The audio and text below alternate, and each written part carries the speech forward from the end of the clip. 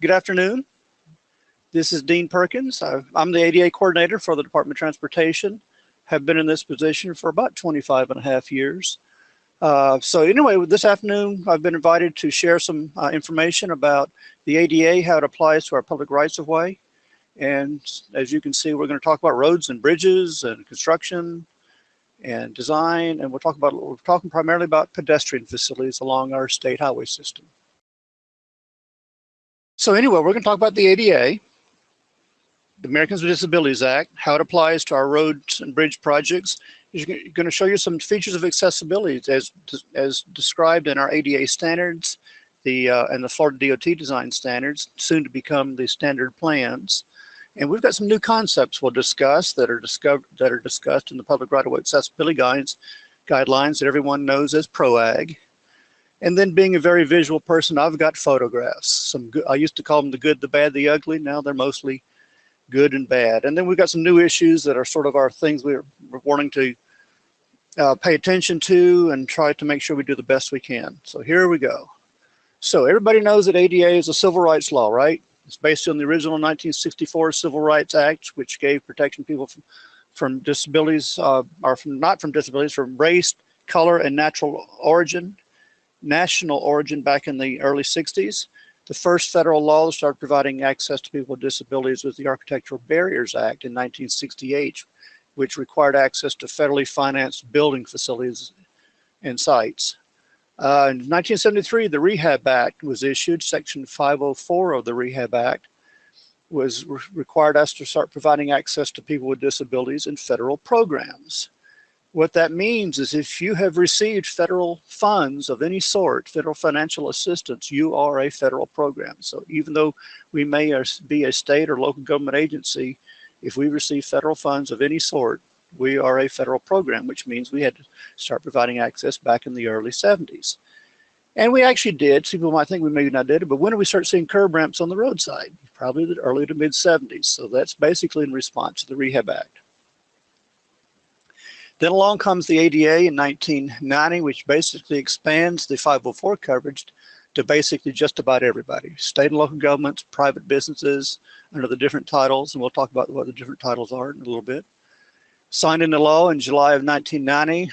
Standards were issued a year later, and then 6 months after that, in January 96, that was the day the ADA became effective. So basically, anything we have done or provided, any services we provided or functions or facilities we've constructed since January 92 have to meet the requirements of the ADA regulations and standards. In 2004, the U.S. Access Board issued some new guidelines, which basically combined the Architectural Barriers Act and the Americans with Disabilities Act standards into one single document. So now everybody's singing from the same sheet of music, basically. About a year later, they started to propose some new public right-of-way guidelines, which we know now as PROWAG. A year after that, the U.S. Department of Transportation Federal Highways Administration adopted the 2004 ADA guidelines as standards for transportation facilities, and those we've been using for the past 11 plus years, or almost 11 years now, for our transportation facilities, which are basically our bus stations or train stations, not airports, that's under a different act, but bus stops, anything related to transportation, any facilities and related for transportation services. So we're going to talk about the ADA standards for transportation facilities. We're primarily going to start pushing on and leaning towards talking about PROWAG, because in 2011, the Access Board issued what they call a Notice of Proposed Rulemaking for PROWAG and for public comments, which have been closed. They've not been adopted as standards yet, but we've already been told by U.S. Department of Transportation that we should start using PROWAG as if they were standards. We cannot be sued for not complying with them, but they are the best practice and the best available information for pedestrian facilities within the public right-of-way. So that's one reason why we're going to start talking about PROWAG today. And there's a link to the PROWAG if you want to go out on the website and look up the Access Board's website. The PROWAC is the Public Right-of-Way Advisory Committees. And that's when the NPRM came out, the Notice of Proposed Rulemaking came out.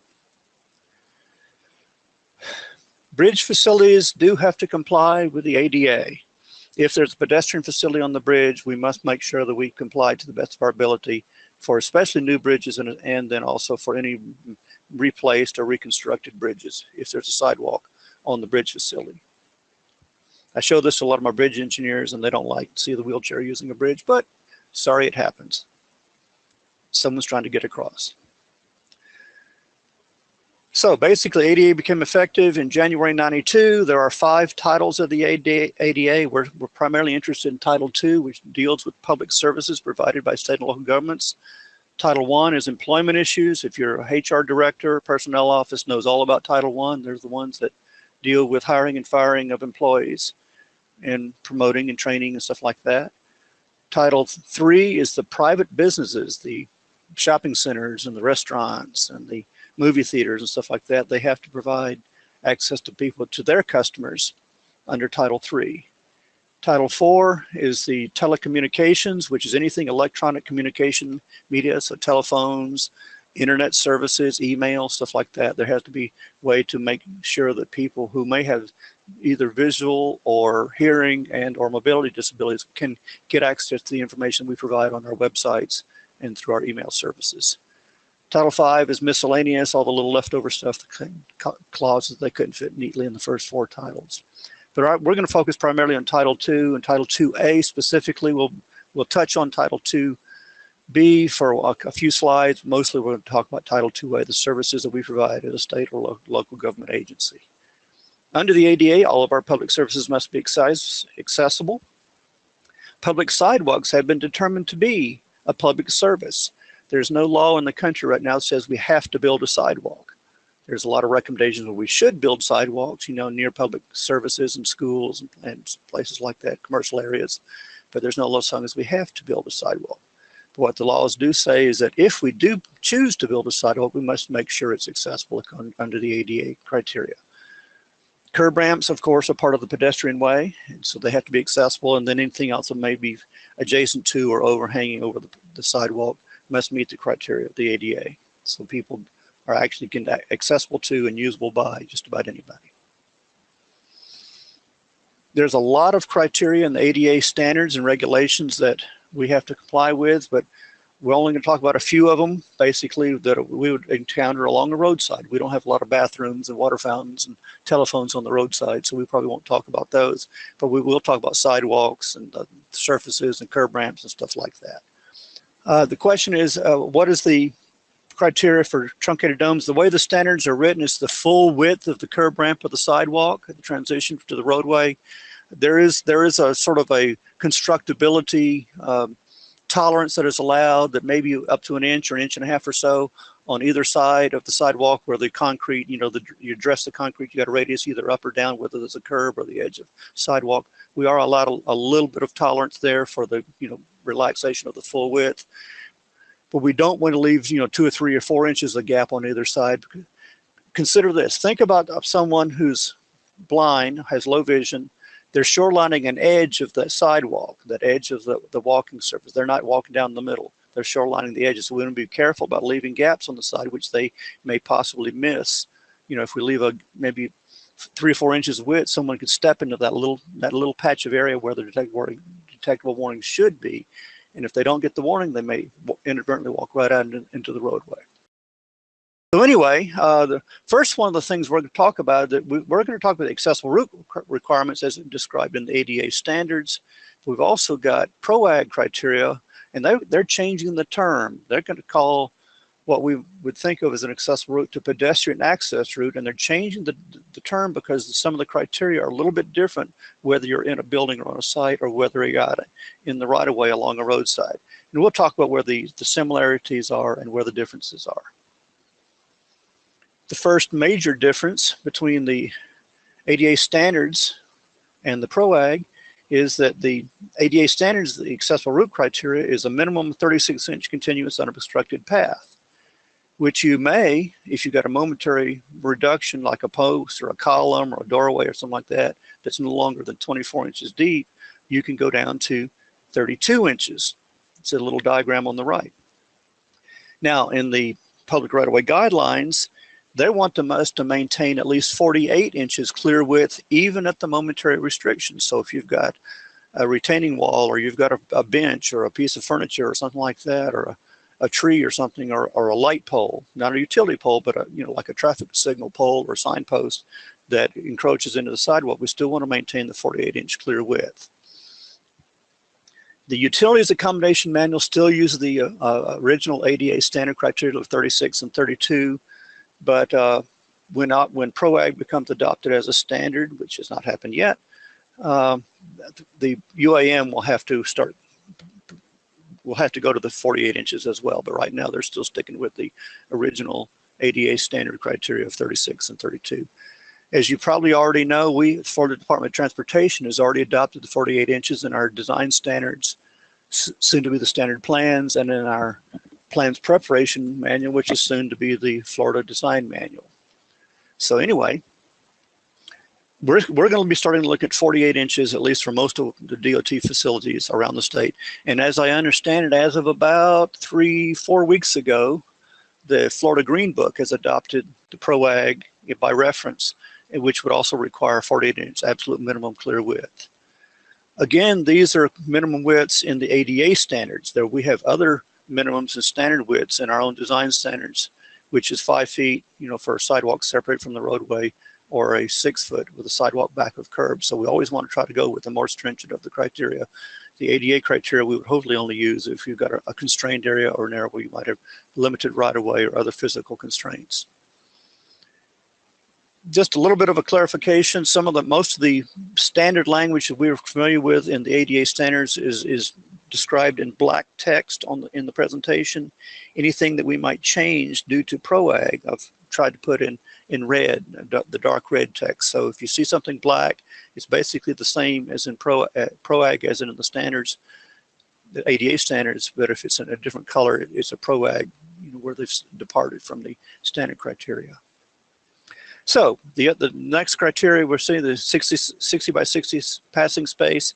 If you can't maintain a full 5 foot clear width path along your sidewalks, then you must provide a 5 by 5 passing space every couple hundred feet. Slopes, we all know that anything greater than a 5% slope is a ramp.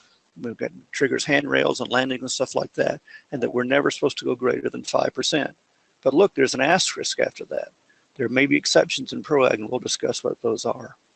Cross slope on sidewalks, never greater than 2%, except maybe there's some exceptions in PROWAG.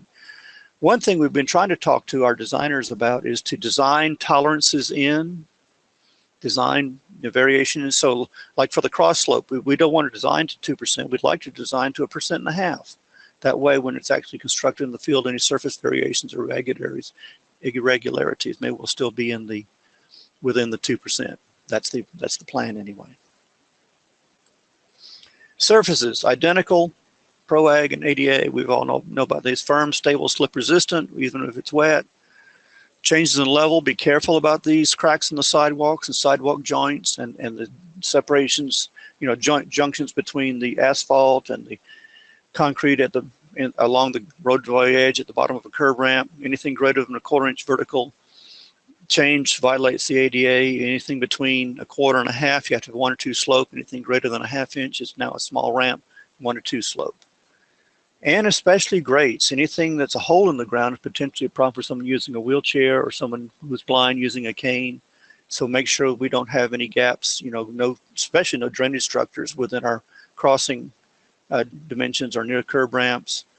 And because that 1/2 inch gap is very critical, because the front wheels in a wheelchair may be as narrow as a 1/2 inch or 5/8 of an inch, and they can easily get trapped or drop down in a slot and get jammed up. Protruding objects. Anything that comes at you from overhead or from the side is potentially a protruding object. The ADA range for protruding object is 27 inches off the ground, off the walking surfaces, up to 80 inches off the walking surface. The 27 inches lower limit is if it's below 27, that's considered to be within the cane detection range. Someone with a white cane who's blind walking the sidewalk, if an element is hanging below 27 inches, he's very likely to detect it with his cane and walk around it. Above 27 inches and below 80 inches, he potentially could walk right into it, potentially injure himself if it's a rigid, hard object. what the criteria is in the ADA standards. If the element is mounted on a post, you can do a 12-inch offset. PROWAG says no, we want no greater than a 4-inch offset. So any sign panel or any piece of equipment, if it's between 27 inches off the ground and 80 inches off the ground, may not hang off that element into the walkway more than 4 inches. Same thing from a wall. They both agree on 4 inches offset for anything mounted on a wall adjacent to the walking surface. Mentioned earlier about the minimum 48-inch clear width for the pedestrian access route. How do we measure that? Please do not include the type F curb or the curb face itself, because the top of most curbs is not a usable walking surface. Think about the type F curb, which has a radius on the front and ruts right behind the curb, a long linear joint which may or may not meet the half-inch criteria. So be careful. We're only going to measure, count the usable walking surface, which is behind the curb for the sidewalk. One of the functions of the PROWAG is to create and bring out new ideas, new concepts. We think about the sidewalk as basically that long strip of concrete down next to a roadway. But the PROWAG said, well, there's other elements in there, and they've created what they call a sidewalk zone system, and it's divided into 4 components. The curb zone, basically the dividing line between the vehicles and the pedestrians. Usually it may be a curb and gutter, or it may be just the edge of pavement on a flush shoulder roadway. But basically that's the dividing line between the walking area and the driving area. The furniture zone is where you want to put stuff. It's the we put street furniture. You want to plant trees there. You put newspaper boxes. You put parking meters, bus benches, bus shelters, stuff like that. What we call street furniture would want to be kept in the furniture zone. This is sort of a comfort area, a little shy zone for pedestrians next to a roadway, and it's also a place could be potentially a buffer if there's elements there which can help make the walking down the sidewalk a little bit more comfortable. The pedestrian zone is where we expect folks to spend most of their time, walking up and down the side of the street. Now, that may be not the only place. They may be able to get anywhere else on here, but this is where we spend most of the time, and this is the area that must meet the PAR criteria, the pedestrian access route criteria. Primarily, the cross slope is what we're more concerned about in this area. And then the frontage zone is similar to what we've got on the back side of the sidewalk. Potentially is the same side we might have on the front side of the sidewalk. We're in the furniture zone. We got door swings. We may have some plantings. We may have some overhanging, objects. We have cafe tables in a, central business district, stuff like that, where you might find other street furniture on the backside in what we call the frontage zone. In a residential or suburban area, it's pretty easy to find where those edges are. There's your curb zone, which is curb and gutter in this case. We got the furniture zone, which we would call the utility strip or the grass strip. There's the sidewalk, which is the pedestrian zone, and then the frontage zone. Interesting thing about the frontage zone, it may or may not be within a right-of-way. Maybe I don't need to be walking somebody's front yard, but can I get there? Yes. So that's would still be part of the whole area we have to be concerned about. It gets especially interesting in an urban area where we've got sidewalks with a lot of stuff in the public sidewalk. But again, we can find the edges if we look carefully.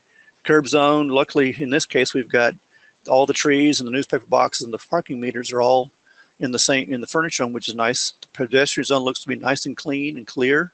Notice that the utility box in the ground, as long as the surface of that element meets the firm, stable, slip resistant criteria, that's okay, even though it looks like it's encroaching into the pedestrian zone, but it's still a usable, walkable surface. Then the frontage zone on the right-hand side is where you see planters, maybe some trees. One thing we do have to be careful about, since you can get to anywhere in this space, we do have to be careful about overhanging objects. So basically anything, the entire width of the sidewalk zone, we do have to be careful about making sure that we don't have any protruding objects. So that planter on the right hanging off that building face may or may not meet the protruding object criteria. If it's the small fluffy tendrils of a hanging basket, it's probably not a big deal, but if it's the terracotta basket itself, someone can walk into, that's going to hurt. So we got to be careful about making sure that those meet the criteria for protruding objects.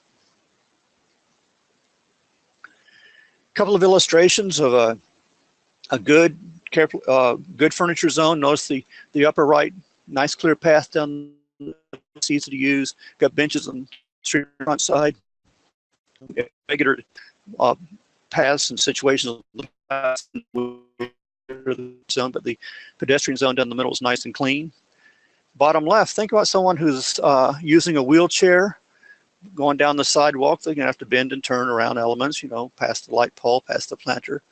Think also about someone who's blind and using a white cane. How do you think they're gonna find their way around? Potentially just pinballing back and forth between the elements, which makes it very uncomfortable for them. You know, can we do something a little bit better job? Maybe we can move the light pole or move the planters to provide a clear path. Make sure that we provide a usable surface for everyone, including those with mobility or vision impairments. Years and years ago, we used to build all of our floor elevations way above the street level because we didn't have a lot of drainage structures, and the street itself might have been served as the drainage structures. So the street floods, but the buildings don't. Well, we know better to do that these days, or at least we try to do it a little bit better. In this case, we've got on the left front of the cars, we've got a fairly wide, we would consider this entire area down here on the bottom, the curb zone. Here's the furniture zone, which has got the change in material and texture. And then we've got the pedestrian zone here at the top. And even the frontage zone is still, there's some insets and lots of furniture, but you still got a nice clear path. And the minimum clear width of this pedestrian zone would be 4 feet, have to meet the PAR criteria. It can be wider, but it can be no less than 4 feet in any case. Similar situation, but even a little bit more radical. Got stairs rather than that sloped area. But one thing I like about this is that they've got right along where there's the potential to change in level, they've got some nice bold bands of the brick pavers, of the paver, that make it that element, that potential change in level, stand out a lot more for someone with low vision. Again, this is the furniture zone. They've got planters and stairs and railings. I mean, so this is what we consider the planter zone. And again, a nice wide curb zone to allow the door swings, the parallel parked cars, to swing over that without damaging the vehicles. This is another difference between the PROWAG and the ADA standards. If we were going to design a sidewalk up a roadside, here's the road is climbing a hill, we've got the sidewalk next to it, built strictly according to the ADA standards, we would have to do something like this zigzag series of ramps and landings, puts a stair at the bottom end. But this way, the sidewalk basically follows the profile of the roadway, but in many cases it's steeper because we've got to back up. This is very complex, very tiresome for someone. The illustration on the right, this would be allowed in PROWAG. The street grade, even if it's greater than 5%, the sidewalk can follow the same grade. It cannot be steeper than the street grade, but the sidewalk is allowed to follow the profile grade of the roadway, even if it's greater than 5%. So this is a little bit of a relaxation of the standards of the criteria, but primarily it's for constructability and feasibility. This guy here on the left, probably not feasible in most situations, but the one on the right would be very feasible. Now, you don't have to put landings in, you don't have to put handrails in, but could you, should you, might you? Sure, why not? If you've got the room to do it, you can put a handrail along here. That way someone who maybe wants to stop and rest can lean up against the railing as they're climbing the hill. It's okay. There's no prohibition to it. It's just not required to under the PROWAG. Where the PROWAG giveth, the standards taketh away. So where the PROWAG allows us to follow the profile grade of the roadway with a situation like this, because it's down at natural grade, or at the basic natural grade of the roadway. Once we depart from the natural grade and we have what they call a supported slope, which means we've created an artificial slope, we have to go back to the ramp conditions. And where would we find stuff like this? Think about bridge approaches, think about bridge structures, think about tunnels, pedestrian tunnels underneath roadways, where we're departing from the surface of the ground, and we're creating our own slope different than that. We have to go back to the ramp conditions with level landings every 30 inches of rise and handrails on both sides. So if as the roadway leading up to a bridge, the sidewalk can follow the profile grade of the road, but once we spring behind the MSE wall, mechanically stabilized earth wall, or behind an embankment of some sort, then we've got to go back and put the landings in. This is probably one reason why we changed the criteria a few years back for the maximum slope of new bridges or replacement bridges. Try to keep it at 5% or less. That way we don't have to worry about the landings and the handrails on the bridge approach structures. Curb ramps, the stuff we get a lot of phone calls about. They're small, specialized ramps. Their maximum slope of 1 to 12, 8.3%. Maximum cross slope of 1 to 48, 2%, with maybe some exceptions to that. We'll talk about those. Wants to have a landing at the top. Why the 48-inch landing? Well, think about it. Remember, we got the 40-inch clear width of the sidewalk, right? Well, you need to have 48 inches clear width above the landing so someone using a wheelchair can traverse past the curb ramp without actually getting down and the cross slopes of the curb ramp itself. Also consider someone coming up the ramp itself. They need to get up on level ground before they make a turn to get onto the sidewalk. So that's where that 48-inch landing at the top comes from. If it is likely that someone will walk sideways across a curb ramp, which means the curb ramp may be partly within the accessible route or the pedestrian access route, we have to do the flared sides, what we call transition slopes, with a maximum 1 to 12 slope. If it's unlikely someone will walk sideways across the curb ramp because of the utility strip or other barriers to the side of the curb ramp, then we can use the return curbs, what we call the sidewalk curbs, to make it easier to construct and make it easier to lay the detectable warnings out in many cases. One nice thing about the return curbs is that return curb is supposed to align with the crossing, so for someone with a vision impairment using a cane can tap their cane and foot along that edge and at least get an initial directional cue which way to start walking to get into the crossing. And then don't forget our detectable warnings, the stuff we really love to hate. I get more questions on the detectable warnings than almost any other element we find on our roadside. Curb ramps and detectable warnings. Remember I said way back when that in PROWAG there may be exceptions to the slope of a ramp. It might in some cases be greater than 1 to 12. I just described the maximum slope of a curb ramp as 1 to 12.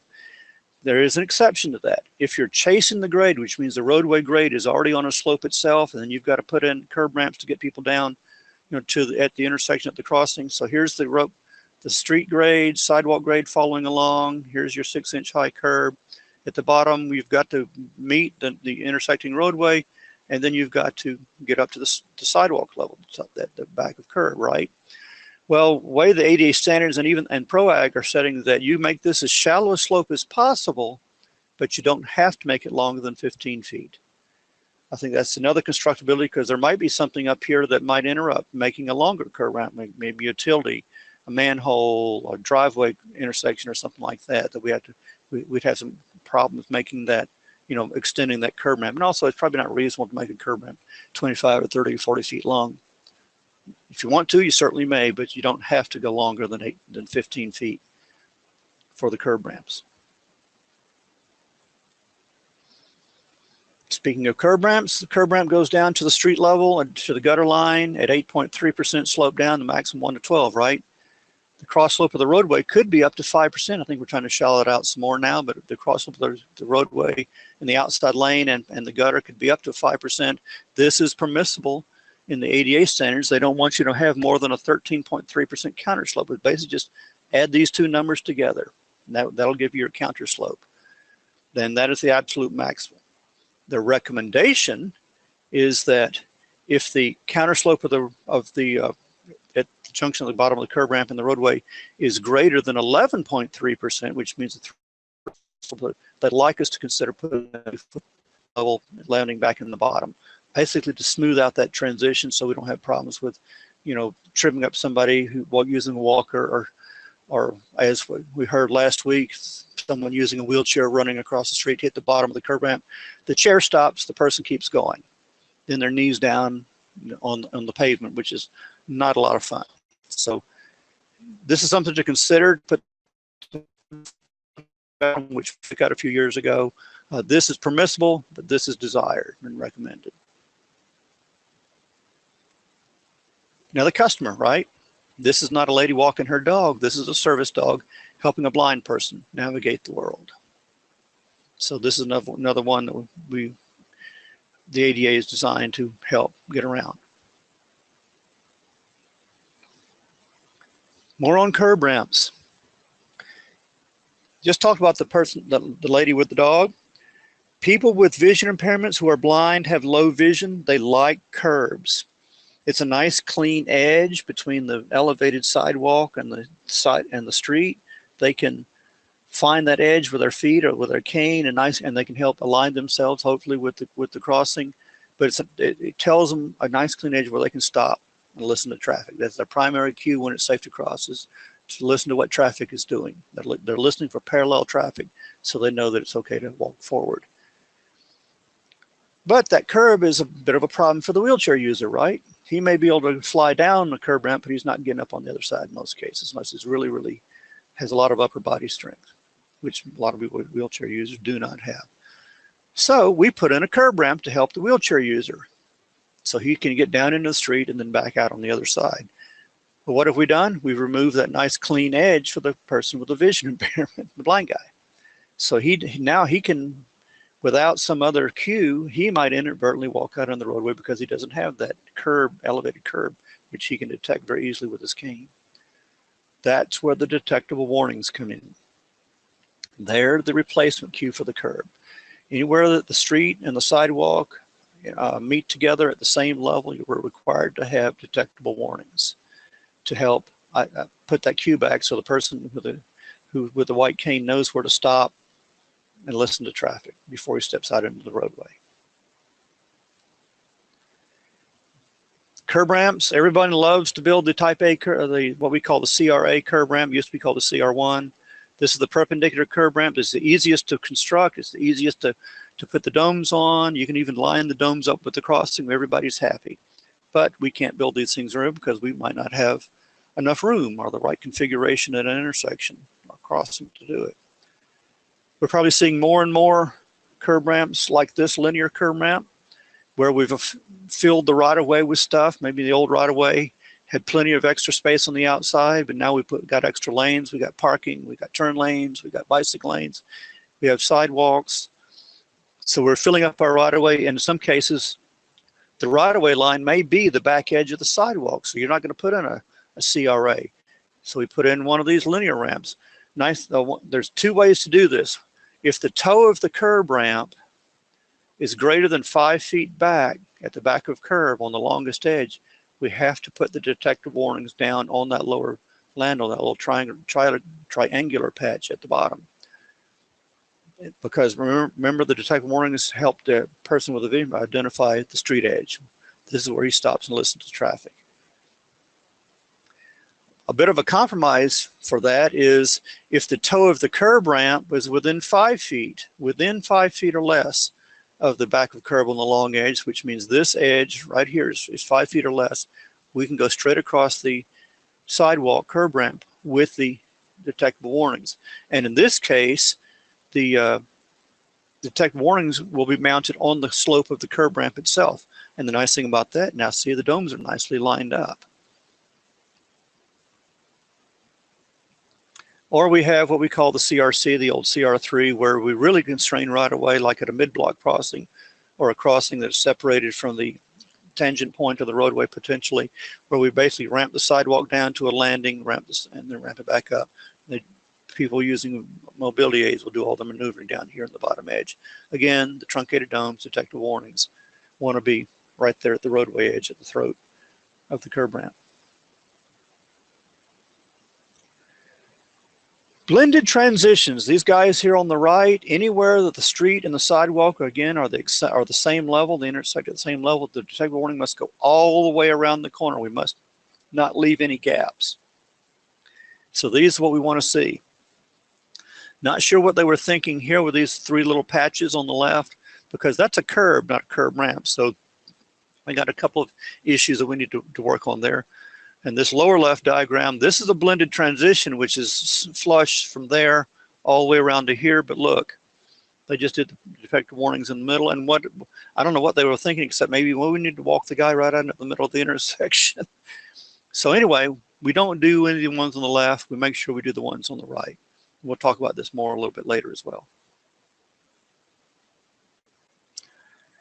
A lot of my phone calls are about how do we line the domes up with the crossing? Do we have to line the domes of the detectable warnings up with the crossing? There are basically one reason why the domes are there: to warn a blind person he's about to step out into the street. Identify that dividing line between the edge. They are not designed to say this is the best place to cross. They're not designed to say this is the crossing, and they do not provide alignment cues. So the person will detect the detectable warnings and stop and listen to traffic, and he will use his own senses and his training, and or if we've got an accessible PED signal, to help him determine when it's safe to cross and which way to go, which way to walk. They literally are a warning of the roadway edge. You hit this device, these truncated domes on the ground, 2 or 3 steps from now, you're standing in the street, or you're hopefully back out on the street on the other side. They're not used as a directional cue. People with vision impairments are trained to listen to traffic. As they're walking the streets, they will get to an intersection, they will identify where they're supposed to stop and stand, typically with the detectable warnings or the curb face, and they're trained to listen to what traffic's doing primarily. If there's a sidewalk curb that they can line up with, or if we have accessible PED signals that make the sound, they can follow the sound and beacon them away across the street. There's different ways to do it, but the primary way, most people who are blind or have low vision, they're trained to listen to what traffic's doing to help them navigate the world safely. Now, of course, if we can line the domes up, it would be nice, would be great. Everybody's happy, because they're easier to construct that way in many cases. In some cases they're not, and they're also easier to use. The reason the domes are lined up is to help the wheelchair user get between the rows of domes. Think about the cast-ring front wheels in a wheelchair. They'll bounce around quite a bit when you hit up bumps, and the idea for the dome alignment is to make sure it's easier for someone using a wheelchair to get through the domes and get out into the crossing. So everybody would love to have the CRA type curb ramp, the perpendicular curb ramp, but we don't always get that. Many times we'll get these long lengths of detectable warnings where the blind guy finds it. He knows that's the edge of the street. He knows to stop and listen to traffic. The wheelchair user comes out. He can actually negotiate a couple turns if he wants to get between the domes, if that's a concern for him.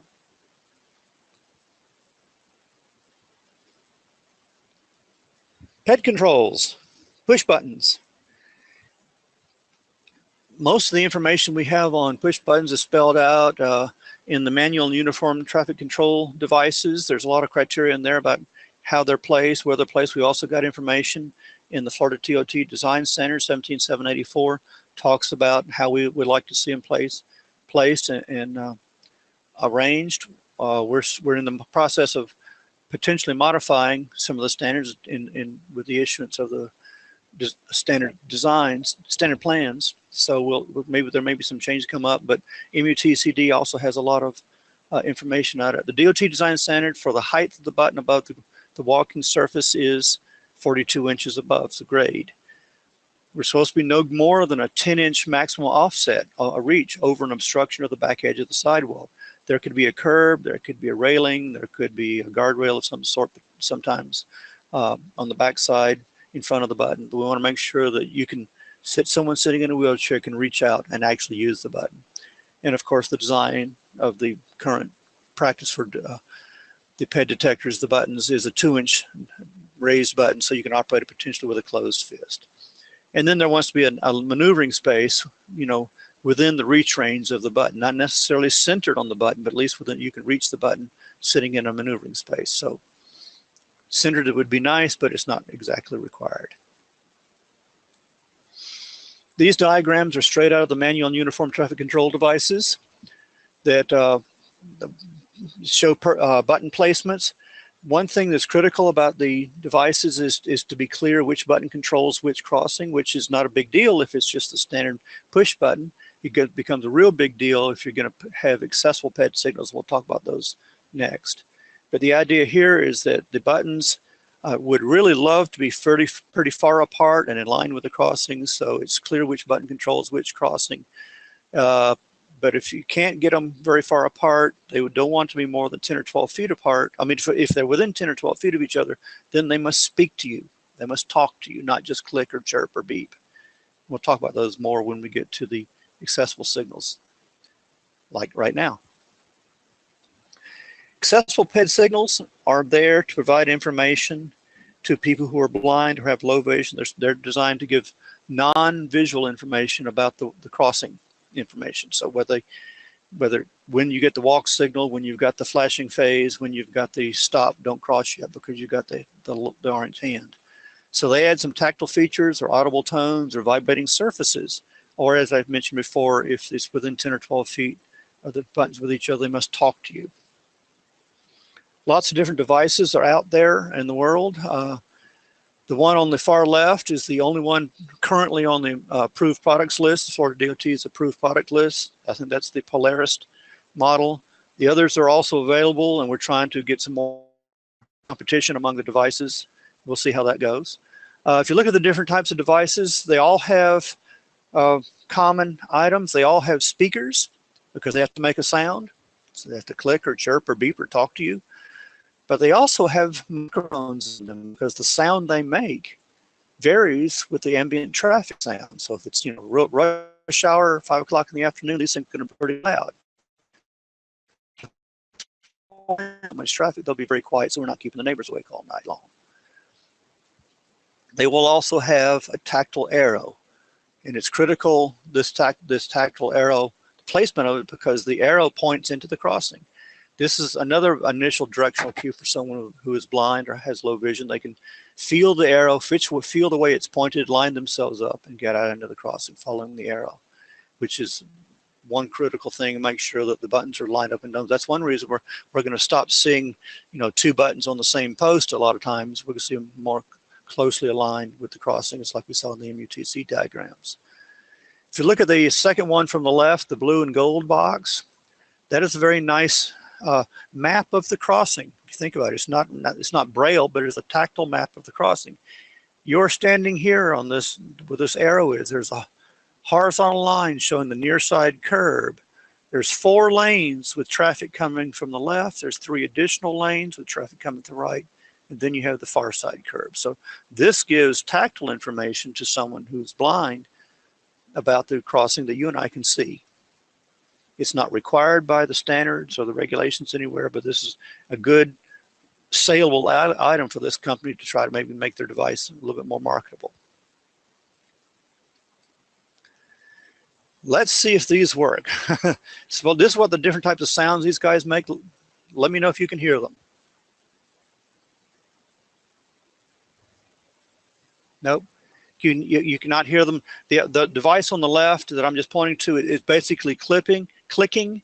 It has a quiet tone that's just a click, a 1 cycle per second click, click, click, and the idea here is that someone who's blind can find the buttons. As he gets close to it, he can hear that sound. It goes 24/7.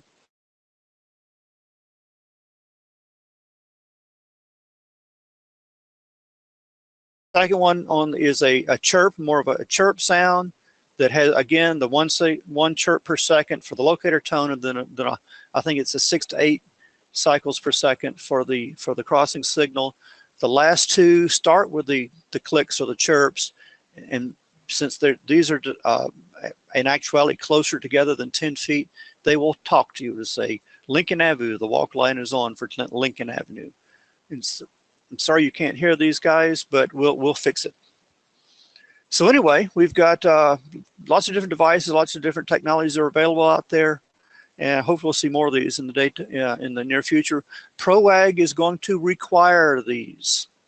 There already is, you know, in the PROWAG, we have to have them, but right now we're only doing them upon request. And if and when PROWAG becomes adopted as a standard, we'll start adding them as we upgrade and replace and repair the existing pedestrian signals. Right now, they're not required, but one day they might be.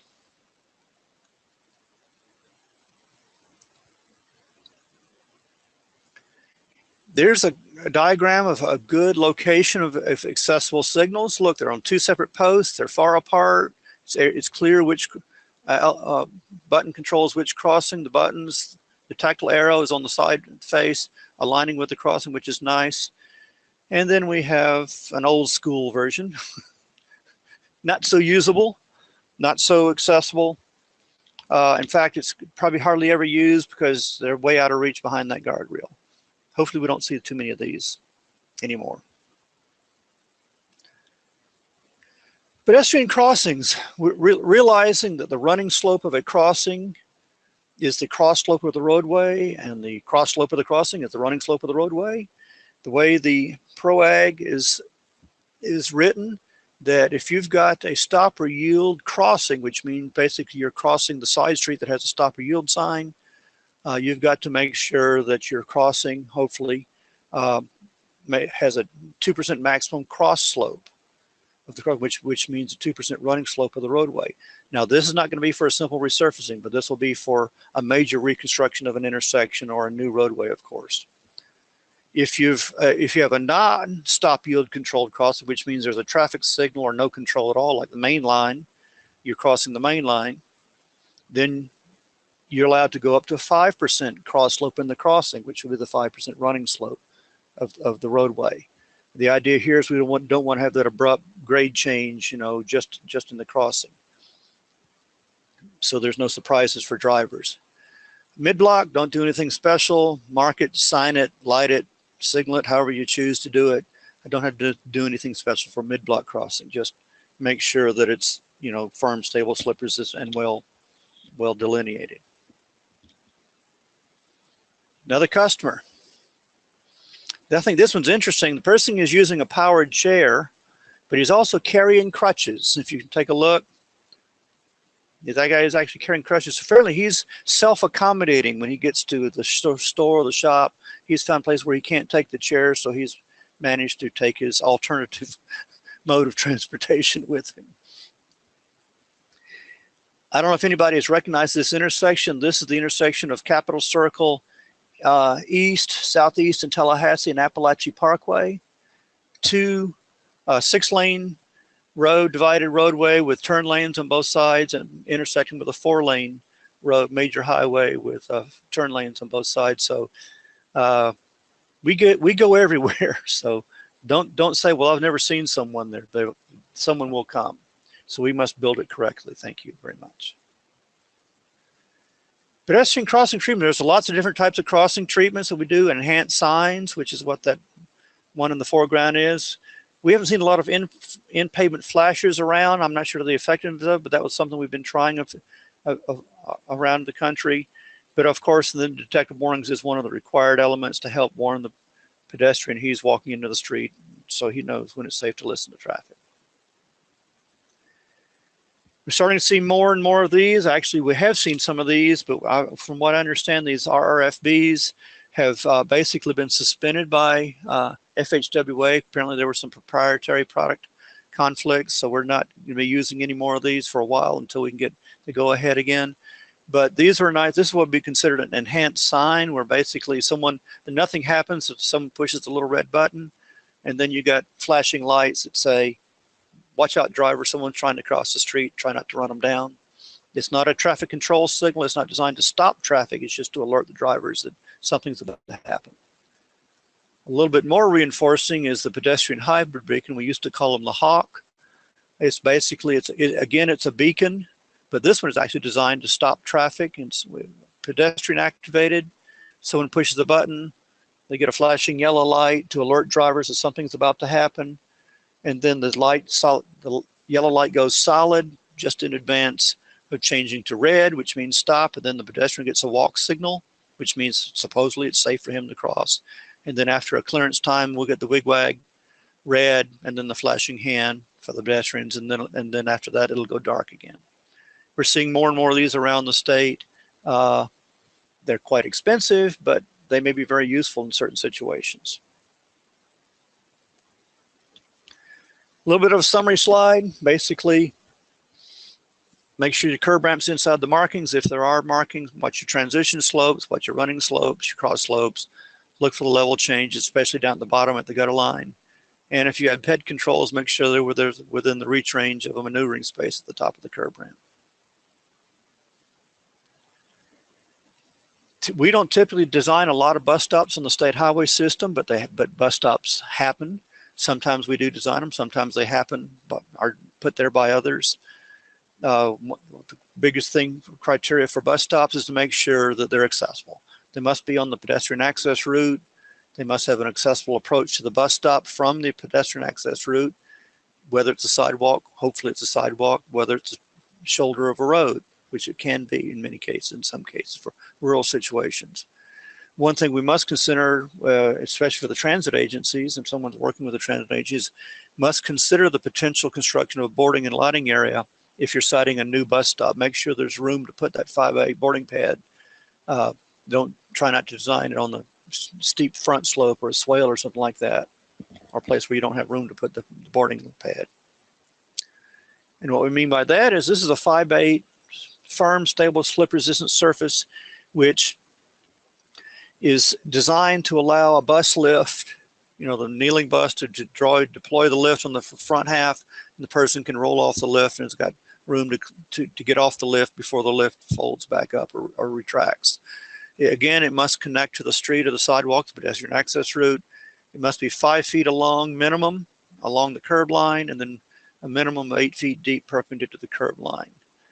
It can follow the profile grade of the roadway in this direction, parallel to the roadway. Perpendicular to the roadway can mean no greater than a 2% slope in any direction. One thing we've noticed is that most of the new transit equipment, the buses, are designed to deploy on top of a 6-inch high curb. So we want to make sure, if we can, possibly elevate this guy behind the curb so that the bus ramp, bus lift, won't be too steep for usability or safety. If there's a bus bench, many times the bus benches are provided by private businesses to sell the advertising on the back, but they happen on the roadside. We must make sure that they meet the criteria so we don't get into trouble.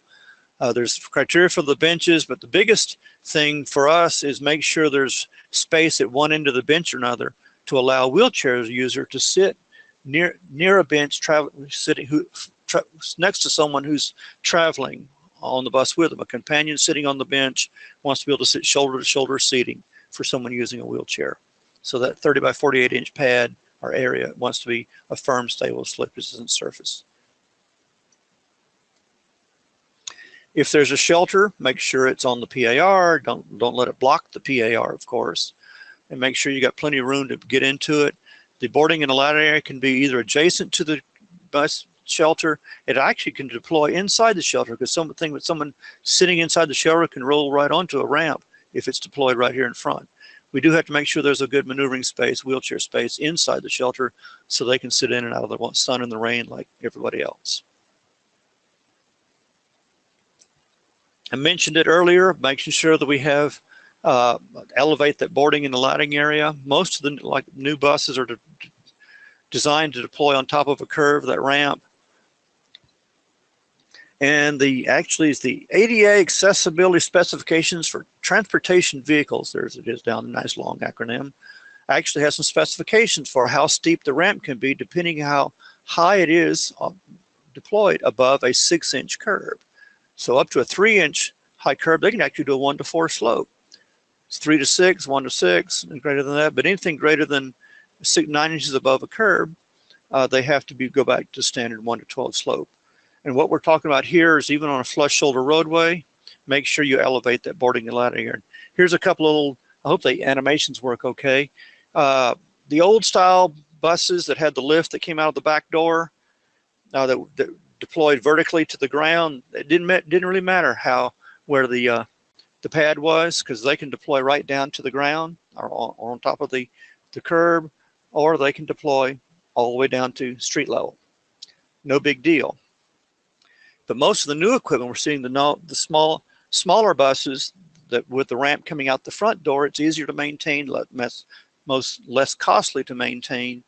You deploy these guys on top of a curb, they work, the bus kneels down, the ramp comes out, you got a nice, fairly shallow slope. Do the same thing.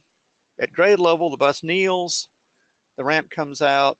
Now it's way too steep for safety or usability. Now you've got a case where someone either falls out of the chair, potentially flips over backwards, or just can't use the ramp. So we got to be careful about that.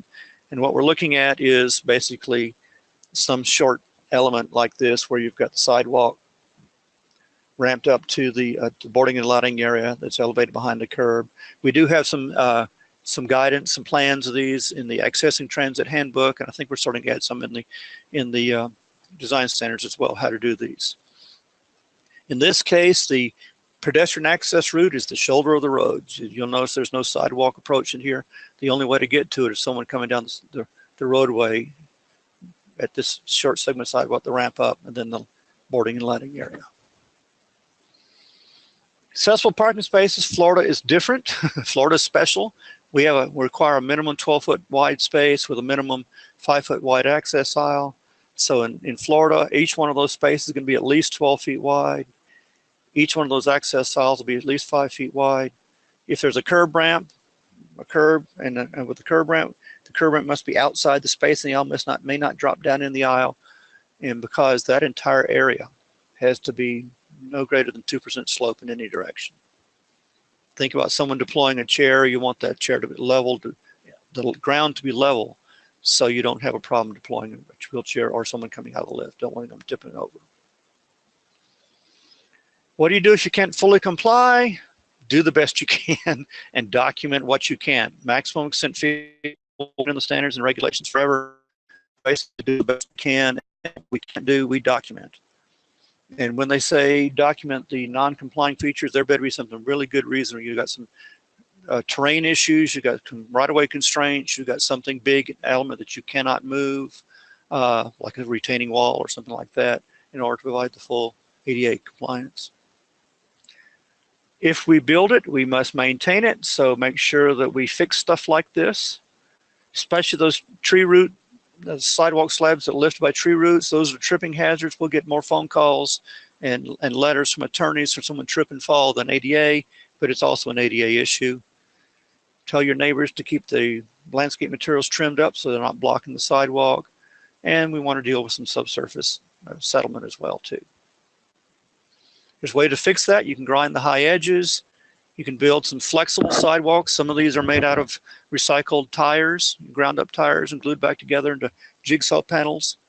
Or we can do some joint materials. The one on the left is a retrofit material where the joint material, expansion joint material is crushed down. They can drive some of this in. It has like a fishhook shaped bottom to it, and it holds into the old material. Or this keyway design, new construction expansion joint creates keyway, so if a tree root lifts one slab, the other side comes with it for a while until it finally collapses. This is one of our new things we have to be concerned about is if you close an existing sidewalk, you must provide an accessible path around it. There's diagrams in Index 660 as well as in the MUTCD. It wants to be on the same side of the street to the maximum extent feasible, of course, and it wants to be set up with a channelizing device or barricade system so a person with a vision impairment can find the alternate path and follow along, do the wayfinding to follow along in the path. And that quote at the bottom, the site at the bottom is right on must be detectable and include accessible features, which means curb ramps and detectable warnings and clean edges and stuff like that. What do we mean by detectable? Well, we started coming up with some new ideas and criteria for the longitudinal channelizing devices. There's two key elements for these devices. There's a lower cane detectable edge. It's an upper level hand trailing edge, which means that, what does that tell you about? You're sliding your hand along this element that tells you probably does not want to be full of splinters and have big gaps to snag your hand. So we want to make snag free basically, so you don't hurt someone. Devices on the right are right out of Index 600. Here's what they look like in real life. There's a lot of them available. Some of them may or may not be also used as a barrier. We try to discourage using this as a barrier as well because that's got to have a deflection zone and we don't want to deflect right into the pedestrian path if if we can help it. Then we do stuff like this where we got, see the guy sitting on the bus bench in the middle of the work zone? We want to try to avoid stuff like that, right? Coordinate with the transit agencies if your work project incorporates any bus stops. And then we do it to ourselves. We close the sidewalk inadvertently, trying to be the good guys. This is an inspector who is measuring the forms before the concrete was even ordered. Don't wait till the concrete's on the ground before you find out you got a cross slope problem. She was actually measuring to 0.1 cross slope. So she was going to allow for the surface variations during when they poured the concrete. Latest from DOT, Joint Technical Assistance. Hopefully you've heard about this. You went to Expo. I had a whole session on this. Basically, the DOJ and DOT came together and agreed on what constitutes an alteration or roadway related to resurfacing. This cites out of the original ADA regulations. Resurfacing, they considered it at that time to be any resurfacing to be an alteration to a roadway. Since then, we've come up with a little bit different.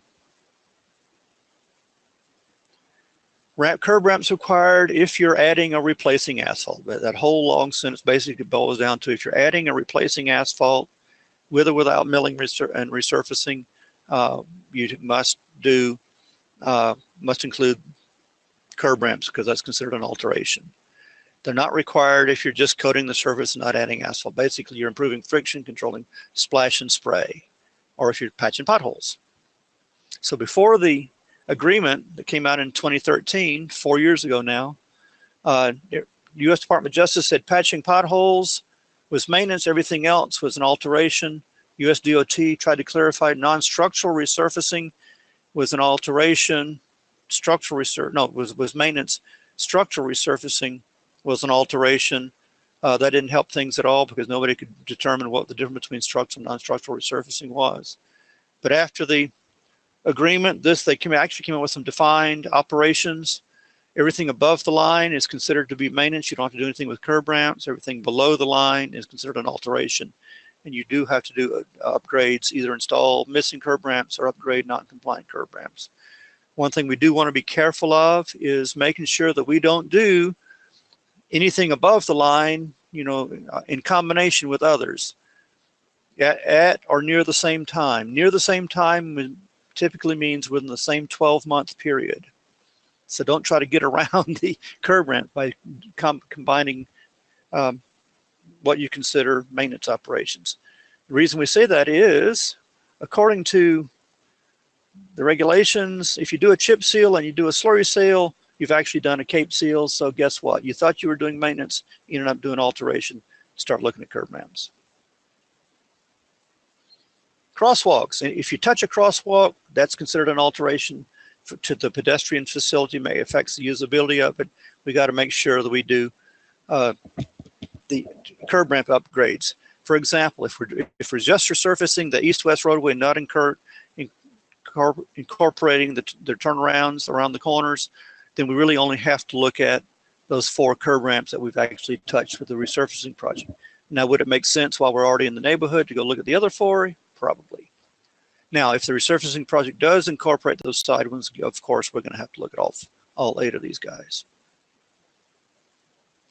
And if we're just looking at the crossing, same thing. And if we touch either one or both of those crossings, we're going to at least look at those curb ramps that are affected by the crossing upgrades and treatments.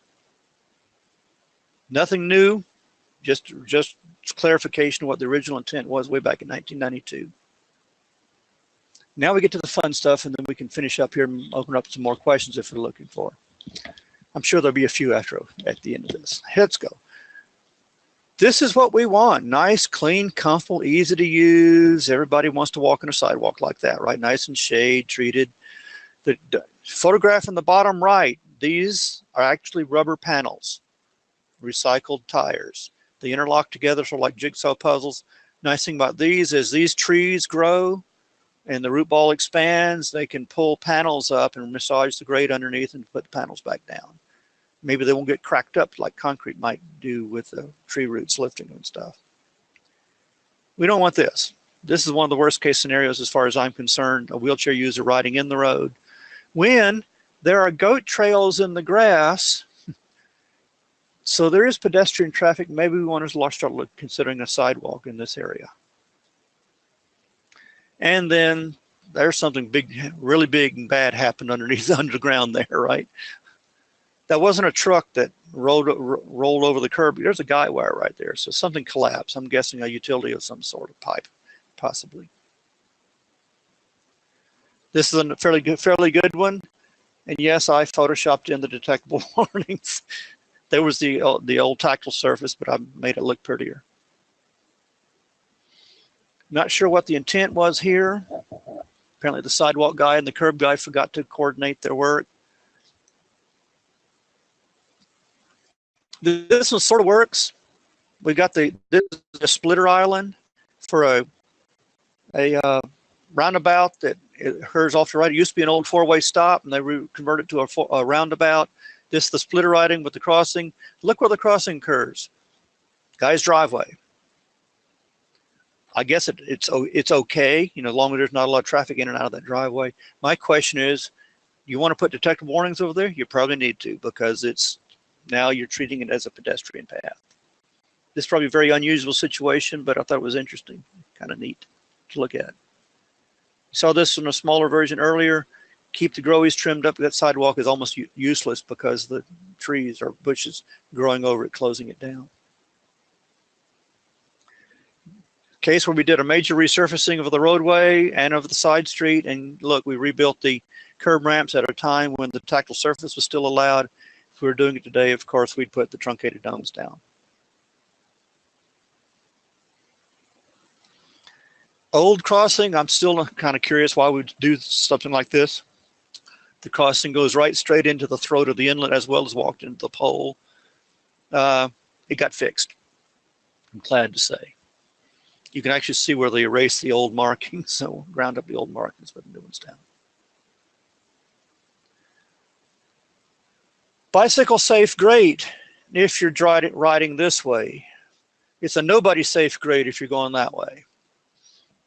So either move the grade or move the curb ramp. Probably easier to move the curb ramp.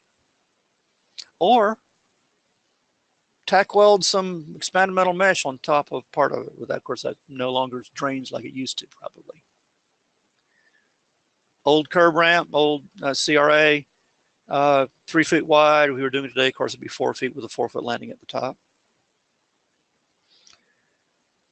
It's almost there. This is what I was asked earlier. We do not want to leave gaps on the side because someone can put a foot in that area and miss the pattern altogether. So we make sure we go all the way across with the material. Fill it in. Yes, I photoshopped those in. Saw that earlier. If we saw this, I didn't talk about it earlier, but notice that this panel and this panel are curved. This is a manufacturer, and there's a few of them that have done it. Provide some curved panels to meet this situation where you've got the nice long around the radius curb ramps. So check it out, make sure you find out which ones do that, and then now you can actually get the detectable warning right up against the back of the curb without a gap. How do I get to the buttons? Maybe build some usable surfaces under them and around them, near them, so someone using a chair can actually get to that. I think this is interesting. We've got these ped detectors, we've got crossing, but no sidewalks in any direction leading to them. Kind of interesting. Detectable warnings actually got the domes lined up. I think this is the epoxy grout domes that are formed in place, so they can just lay out the mats and then trowel the material down through the holes in the mats to get the domes lined up. So this actually works. Not sure how to deal with that. Maybe put a sign at each end of the block saying sidewalk blocked ahead, cross over here, cross here, something like that. You're probably not going to cut that grandfather tree down, or maybe you can widen the sidewalk, but you've got granite curbs. This is a historic district. I think this is Nebraska Avenue in Tampa, so maybe hard to do some things in certain areas. I don't know, maybe, possibly. Or wrap the sidewalk up and around the root ball. Did it in Clearwater. This is right downtown. I think it's on Druid Street in Clearwater. The speed limit's only like 25, so it's okay. You probably wouldn't want to do this on a higher speed facility, 35, 45 mile an hour, because of that railing right there, right at the back of the curb. Good illustration of when you use the flared side versus the return curb, the sidewalk curb. If it's likely someone can walk sideways across the curb ramp, use the flares. If it's unlikely, then you use the return curb. And nice thing to know that those curbs actually line up with the crossing.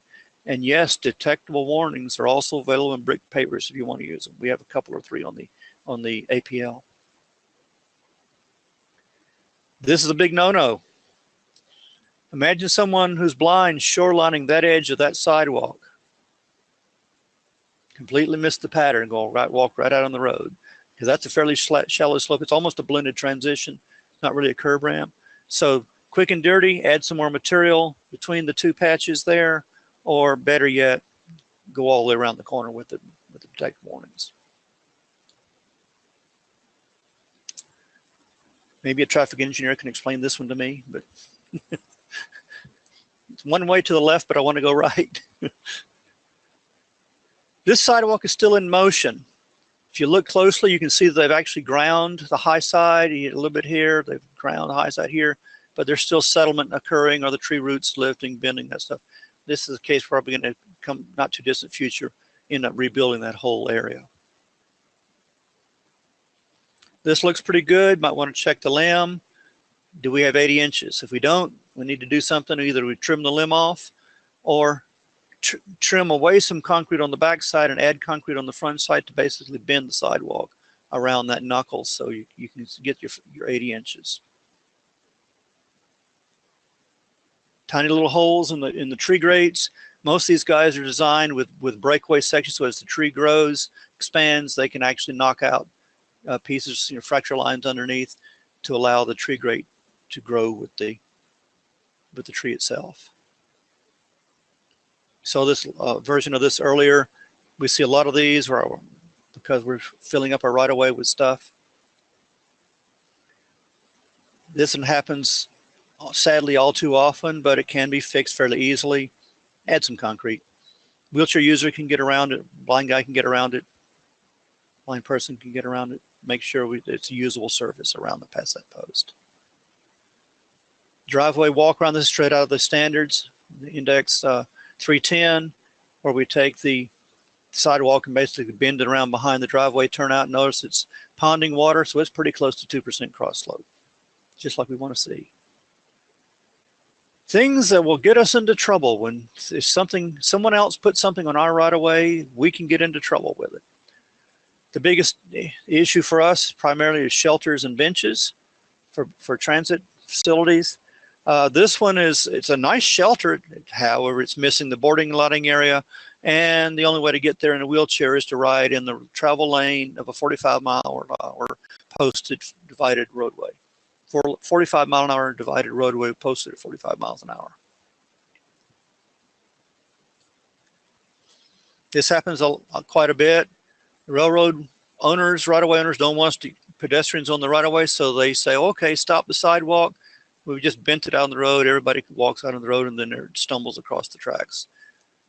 I think this one has been fixed. Now the sidewalk does continue straight through, and they've expanded the crossing material, which actually made it a whole lot better. And then pole guys will get us in trouble, whomever they may be. They actually cut up the sidewalk to put a pole in here, and I'm not exactly sure why they did that. So, Title II, Public Services. Everything we say or do as a state or local government agents must meet the ADA, all the services we provide, and the facilities in which we provide those services. Curb ramps and sidewalks are part of the accessible route or the pedestrian access route, and then features along there must be accessible as well. So, help is available. Florida DOT has at least 2 ADA coordinators in each of our districts. I'm the statewide ADA coordinator here in Tallahassee. You can call us, just email us with your comments and concerns. I love emails and I love photographs. So I'd like to see some more good photographs. I got a whole lot of bad photographs. If you ask us a question, you don't like our question, you don't like our answer, you can call the feds. Because where do you think I got most of our answers? So we called them first. So Access Board writes the guidelines, DOJ and DOT enforce the standards, but they will also, all of them will also provide technical support. So if you have a question, they'd much rather help you comply than make you comply. Helping you comply means answering your questions. Making you comply means someone's coming at you with an official action of some sort. So anyway, oops.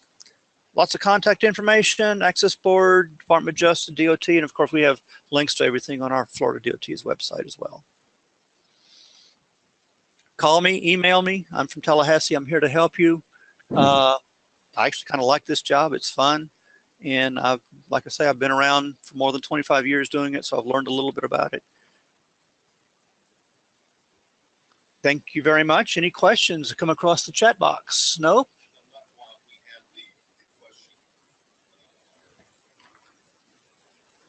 Okay, it looks like we're clear. All right, Dean, thank you so much for your time today. I hope everyone was able to take something away from this.